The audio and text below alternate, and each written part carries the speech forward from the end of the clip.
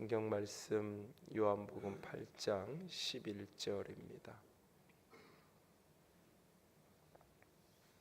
요한복음 8장 11절 한 절입니다.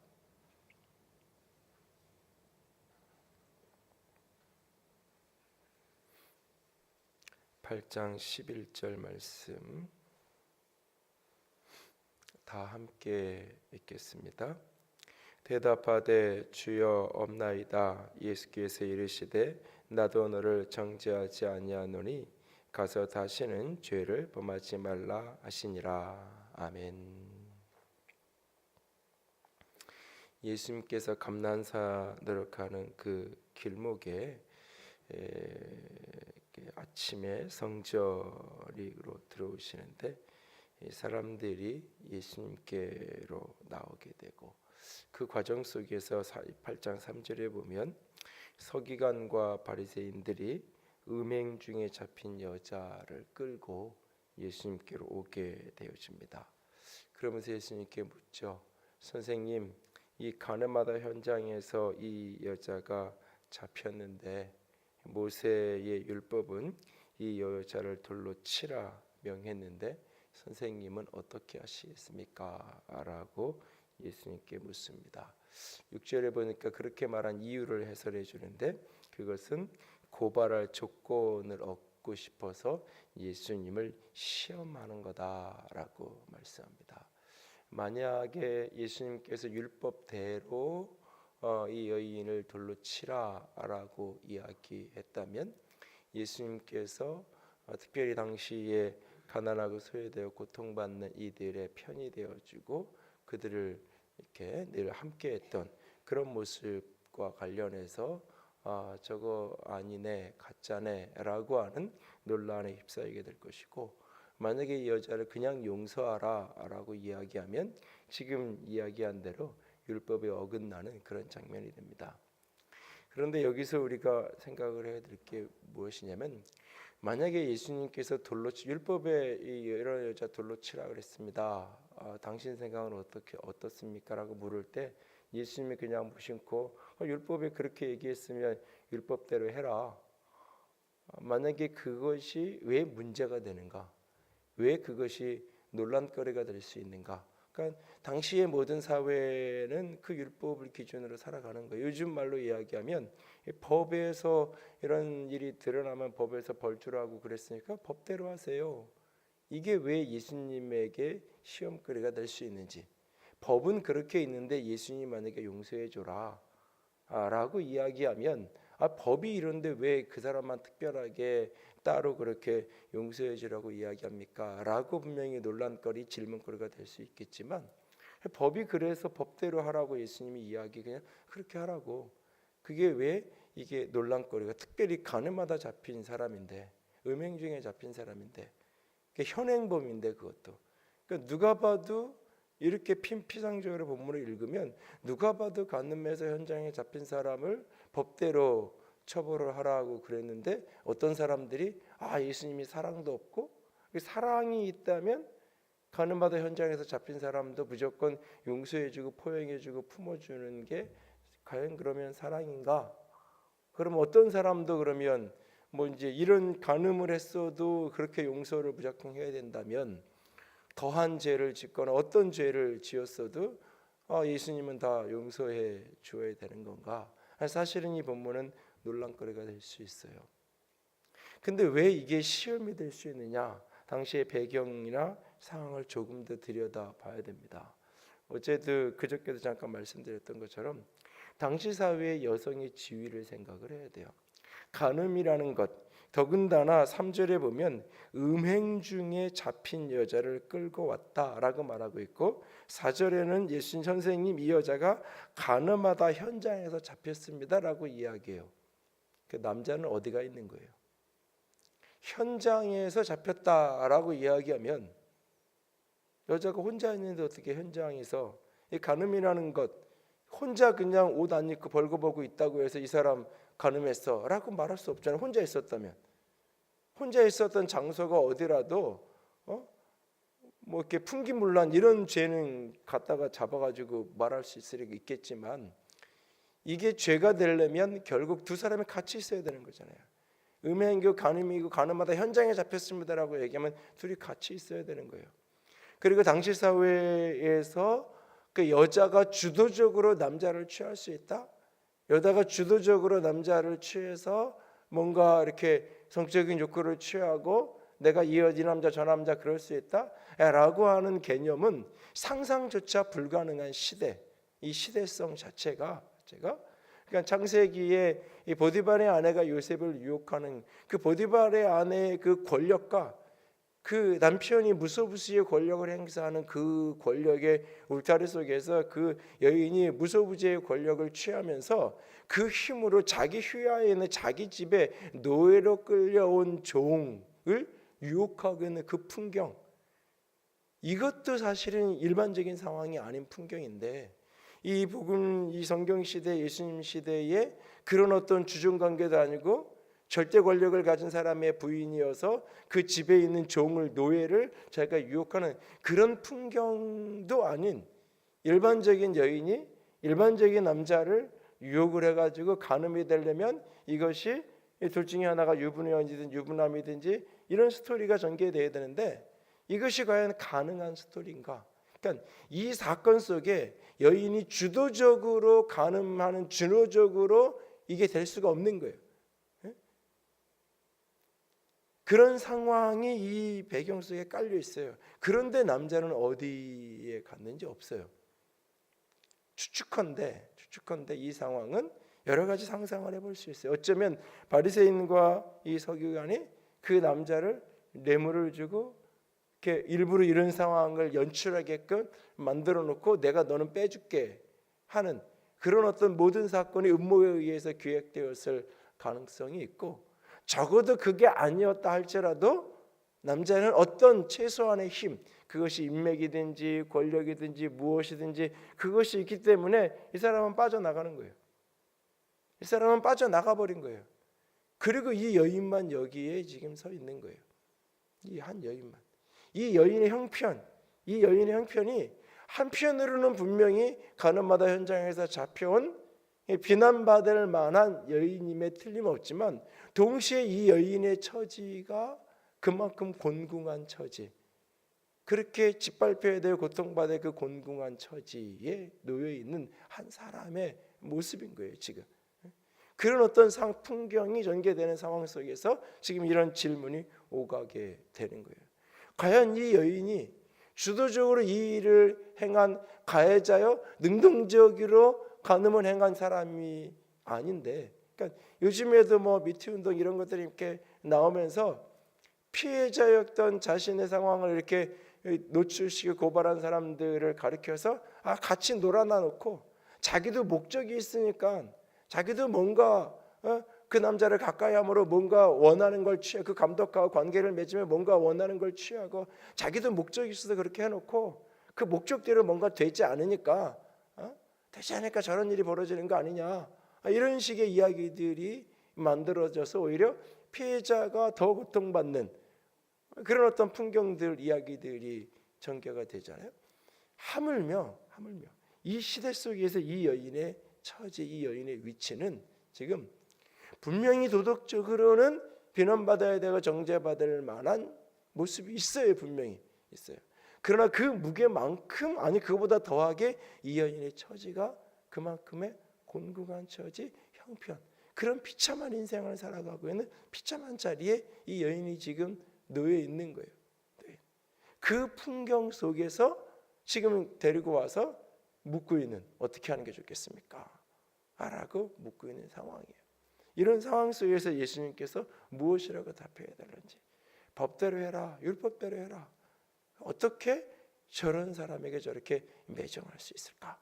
라고 하는 이야기를 한편 들을 수 있는 그런 상황이 만들어지는 거예요.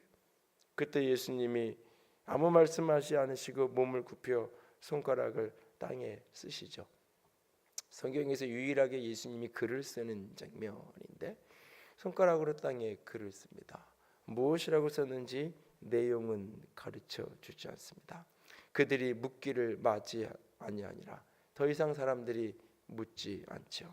그리고는 예수님이 일어나서 너희 중에 죄 없는 자가 먼저 돌로 쳐라 라고 이야기합니다. 그리고 다시 또 엎드려서 땅에 글을 쓰십니다. 무엇을 하고 글을 썼는지는 우리는 알 수 없어. 뭐 추측은 여러 가지를 해요. 김서방 당신은 몇 년 몇 월 며칠 어디서 무슨 짓 했잖아, 뭐 이런 걸 다 이렇게 써내려갔다는 이야기부터 뭐 어떤 걸 썼는지는 알 수 없지만 중요한 거는 여기에 여백이 있는 거예요. 여백이, 쉼의 공간, 여백이 있는 거예요. 그러니까 예수님께서 갑자기 여기서 지금 뭔가 돌로 치라고 하든지 용서하라고 하든지 이 여인의 편을 들어주든지 율법의 편을 들든지 뭔가 예수님이 액션을 해야 되는데 아무것도 하지 않고 순간 땅에 글을 써요. 사람들은 도대체 뭐라고 쓰는 걸까? 써가지고 뭐 종이에 써서 이렇게 드는 게 아니라 땅에다 글을 쓰면 뭐 바로 옆에 있는 사람은 볼 수 있겠지만 지금 사람들이 여러 이렇게 모여 있다 그러면 전광판에다 글 쓰는 게 아니라 땅에다 글을 쓰면 내용을 어떤 내용을 썼다 그 내용이 어떤 거에 상관없이 사실 그 글을 이렇게 알아보는 게 쉽지 않은 거예요. 그 타이밍에 그 글의 내용보다 더 중요한 것은 예수님이 잠깐 그들의 관심을 그 여인에 대해서 자신들이 예수님을 지금 시험하기 위해 지금 찾아온 자신들의 목적으로부터 잠시 눈이 떨어질 수밖에 없는 예수님이 뭐라고 하시는 거지?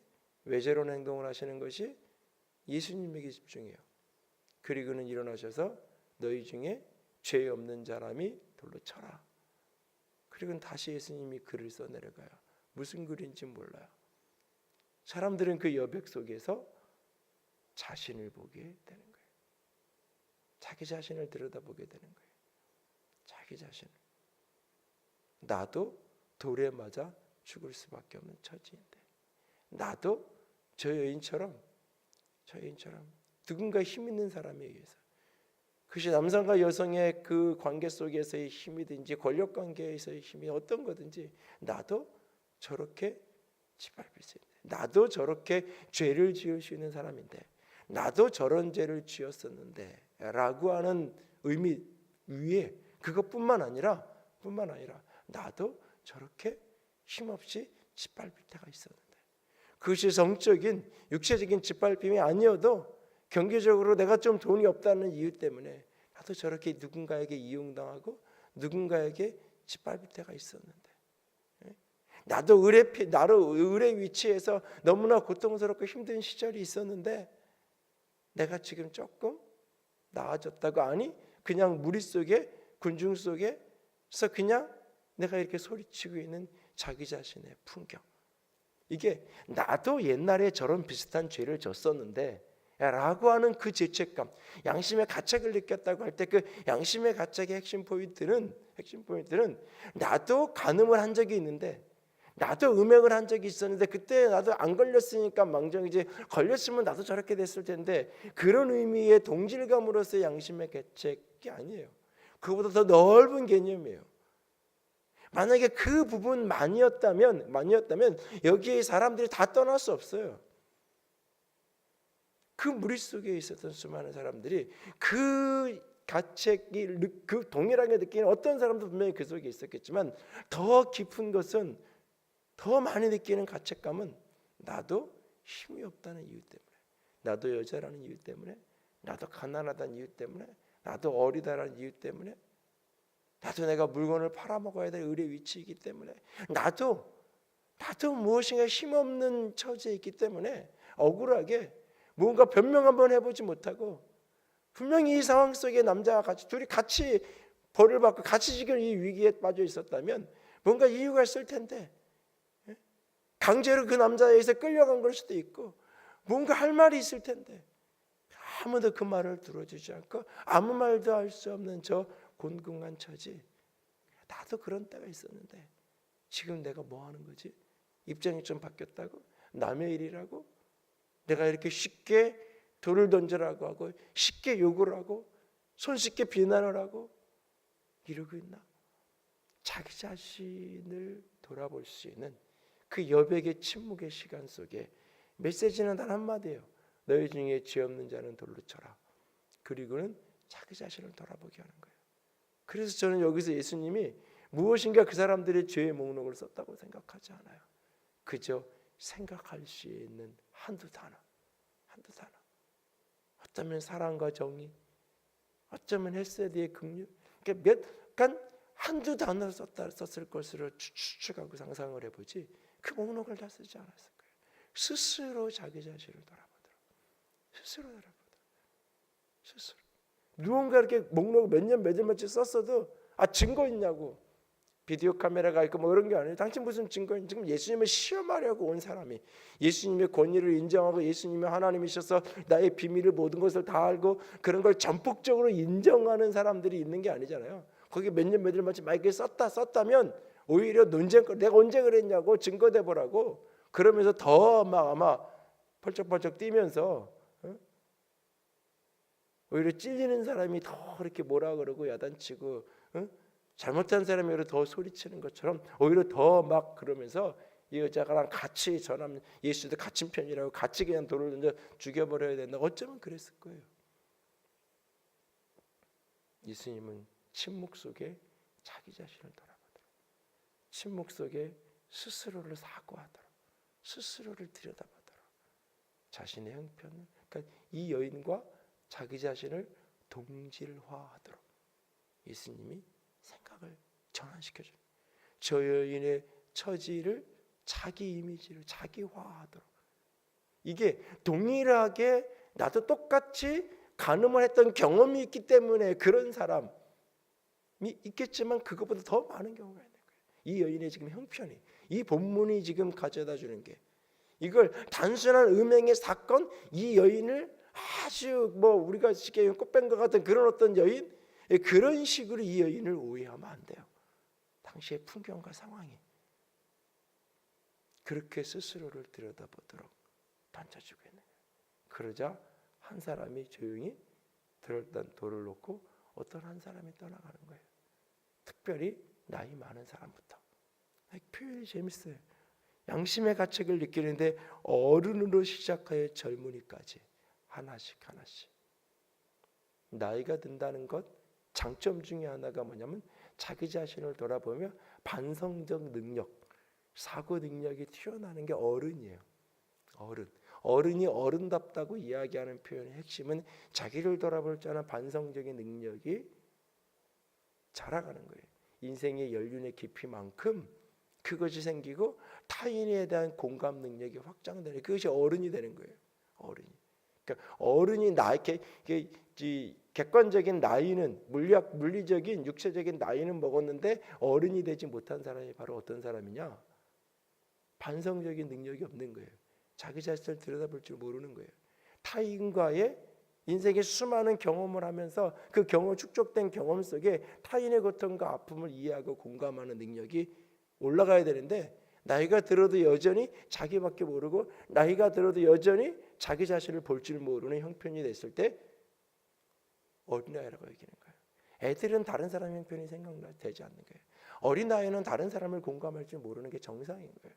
어린아이는 자기 자신을 돌아보고 반성할 줄 모르는 게 정상인 거예요. 그게 어린아이인 거예요. 그래서 유치하다 이렇게 유치한 거예요. 어린아이인 거예요. 그게 어른이 되면 그게 달라지는, 그게 성장하는 거예요. 근데 어른이 되었어도 여전히 유치한, 어른이 되었어도 여전히 반성적인 능력이 성장하지 않았고, 어른이 되었어도 여전히 타인의 고통에 공감할 능력이 없는 그런 어른 같지 않은 어른이 많은 사회, 그 사회가 불행한 사회인 거죠. 그 가정, 그 교회 어디든지 마찬가지예요. 어떤 어른이 자신을 반성하고 자신을 들여다보고 그 사건 속에서 내가 보이는 거예요. 그 사건 속에서 내가 보이는 거예요.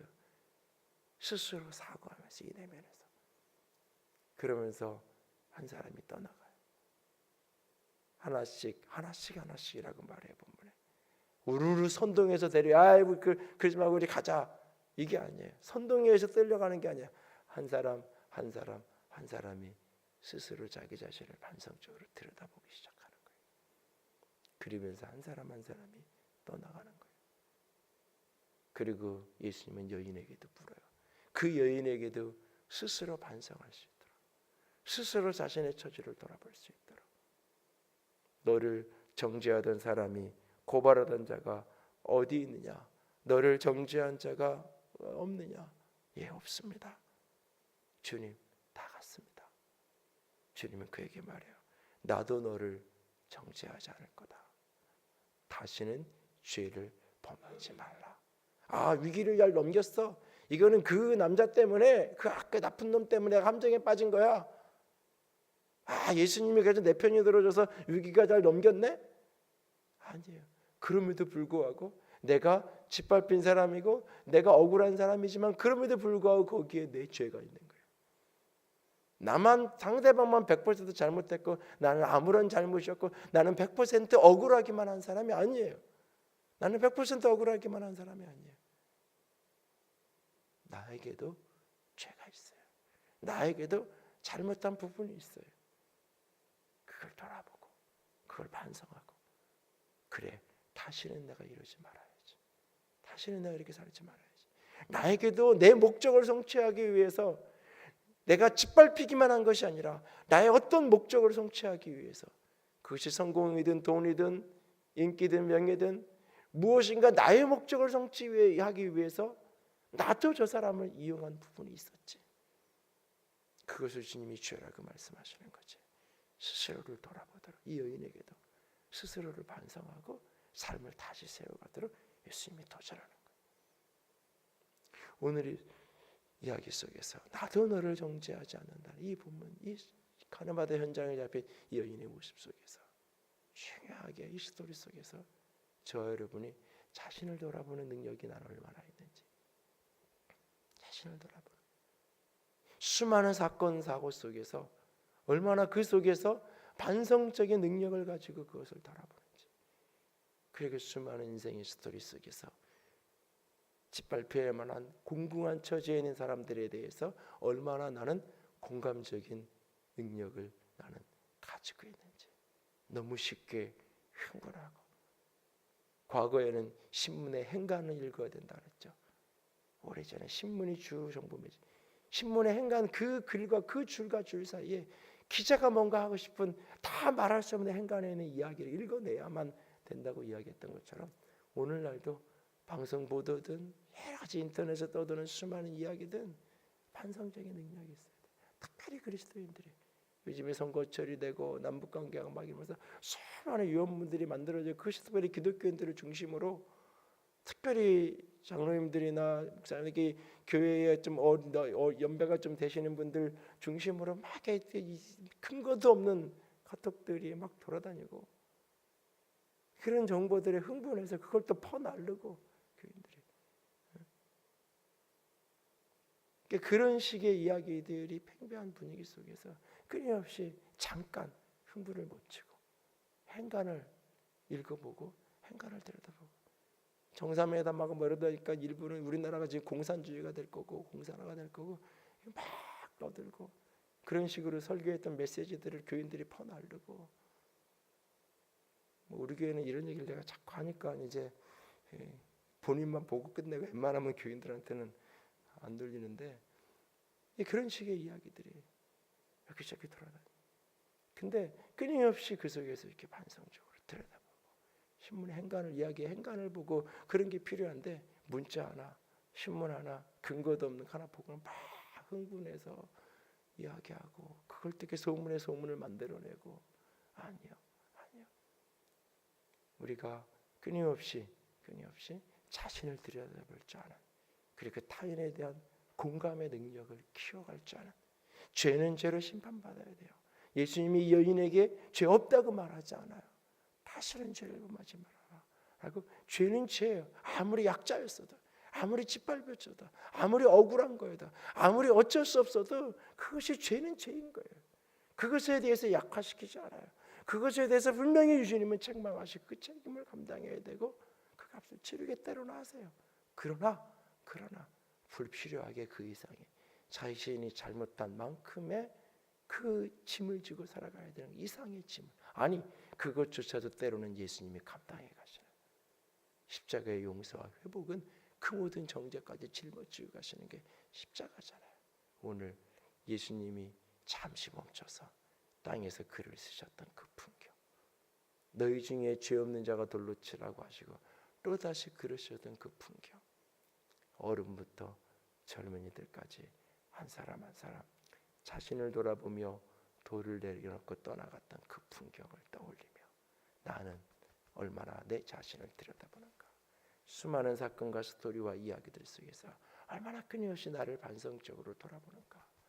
얼마나 나는 그 수많은 스토리 속에서 타인에 대한 공감적인 능력을 향상시켜가고 있는가. 얼마나 이것이 확장되어 가고 있는가.